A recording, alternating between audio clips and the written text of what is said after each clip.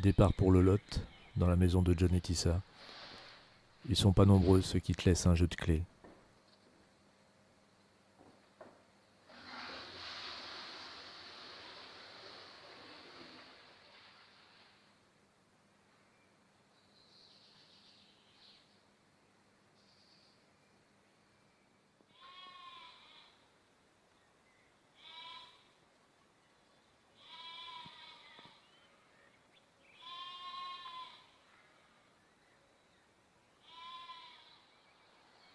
Rituel d'aller saluer la Dordogne. On ferait quoi sans rivière à regarder couler?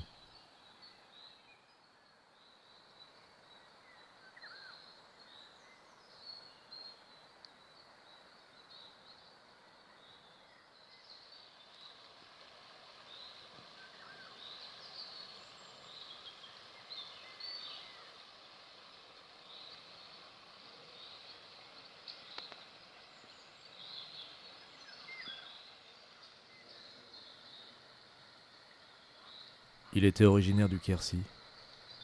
Il avait ouvert les yeux dans la lumière particulière à ce pays. Grandi dans une maison au crépi rose, flanquée d'une citerne, parmi des plantes exubérantes et nourricières. Il avait répondu à leur invite sans même y songer, tant il y a de douceur à céder, à être purement et simplement, parfois, par endroits.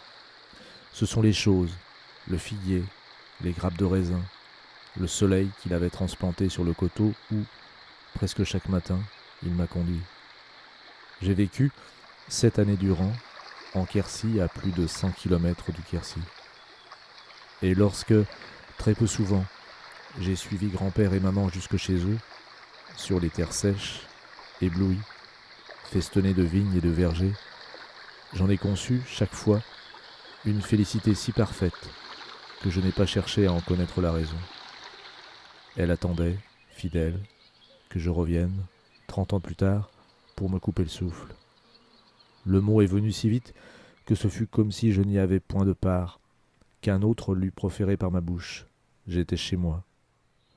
Grand-père avait reçu des siens, du sol, le tropisme dont chaque fleur, chaque fruit témoignait sur le coteau. Pierre Bergogneau, La Toussaint.